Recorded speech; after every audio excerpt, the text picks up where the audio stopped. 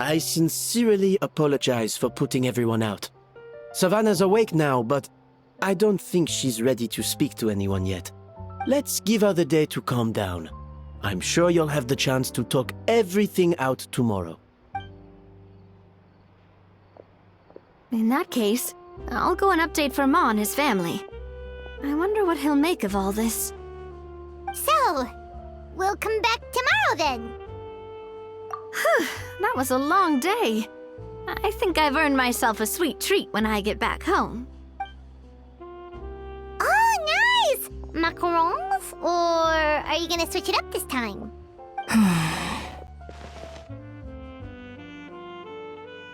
Traveler, how much do you know about the snow-winged goose? Every year, they migrate long distances in search of a suitable home. There's always one goose at the front whose job is to lead the flock.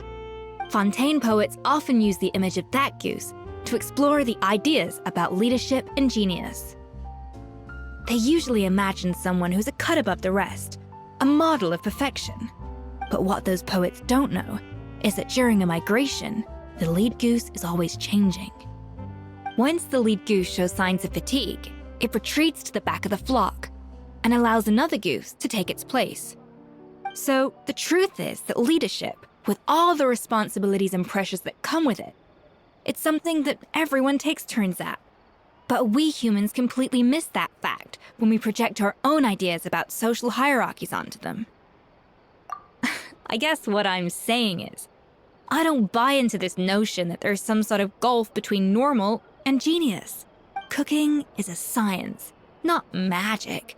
Given the same ingredients, same recipe, and same environment, I see no reason why two different people shouldn't be able to create the exact same dish. Of course, some people have a more sensitive palate than others, and some people are just born bolder or more conscientious.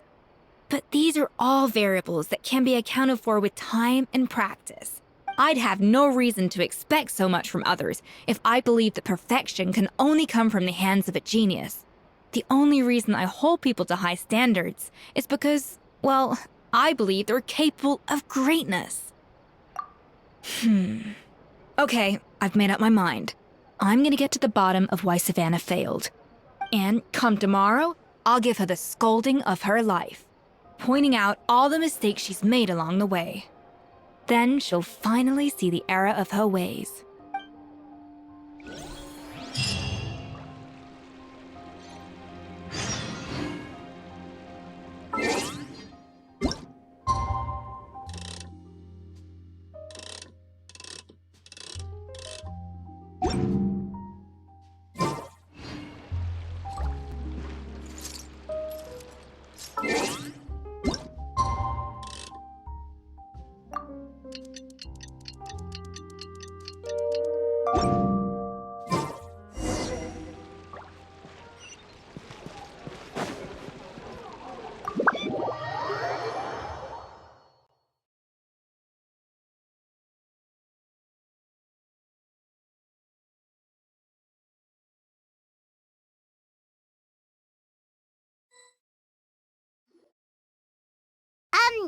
Why are we here so early? Our meeting with Vanigem isn't for a while.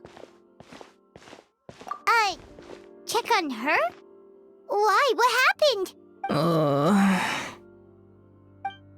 Oh no. Escoffier, are you alright?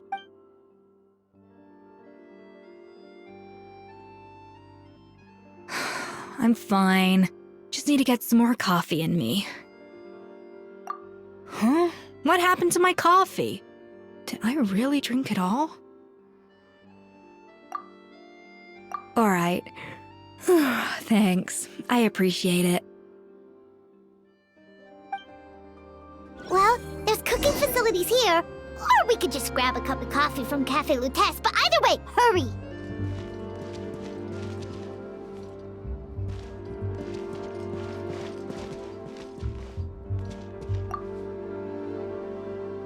Coffee. Need coffee.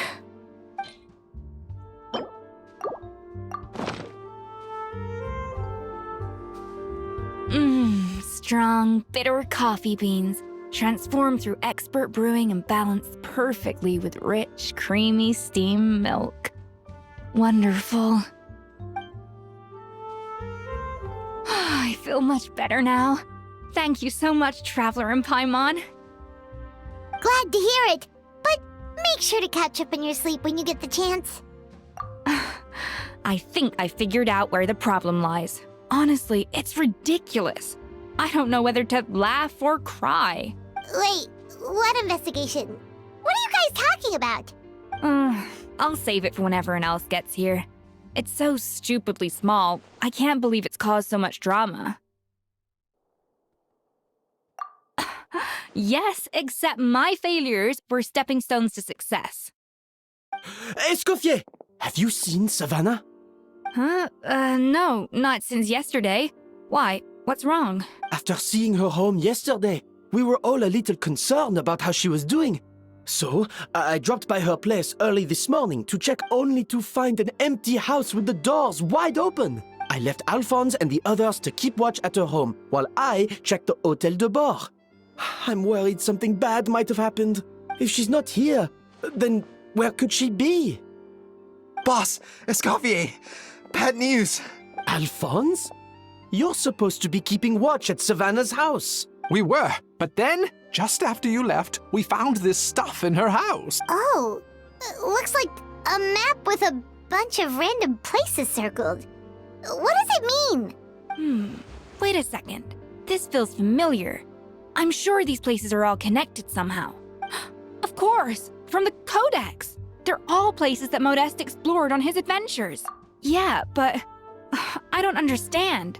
The adventure logs in the Codex are too fragmented to be of any use. How come this map shows all the missing details? The Codex de Bord? Then, this place marked in red out at sea. Could that be the fabled birthplace of Gâteau de Bord? Seriously? So now she set her sights on finding the original recipe and beating Escoffier that way? Geez, Savannah. Anything to overcome a gâteau plateau, huh? Ugh, idiot! Does she have a death wish? Those ruins are thousands of years old. Hold on, there's more. Besides the map, we also found these letters.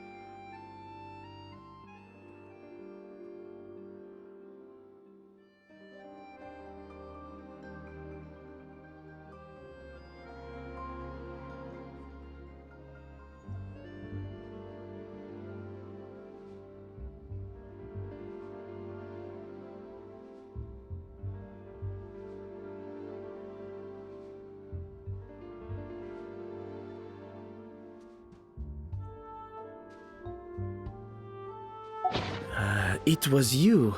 You let the Lumaline through, didn't you? It sounds like a threat letter. Does this mean that Savannah was responsible for the safety incident? And not Monica after all? Retrieve the Codex by any means necessary. So the cooking contest and the cheating. Someone else was behind her pulling the strings? She's keeping the true recipe to herself. Ugh, this is all such a mess.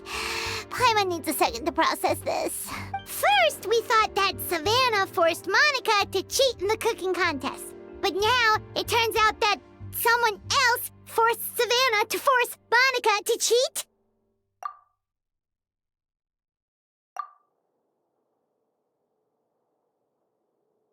You're finally here. Of course. I should have put two and two together as soon as I read your threat letter.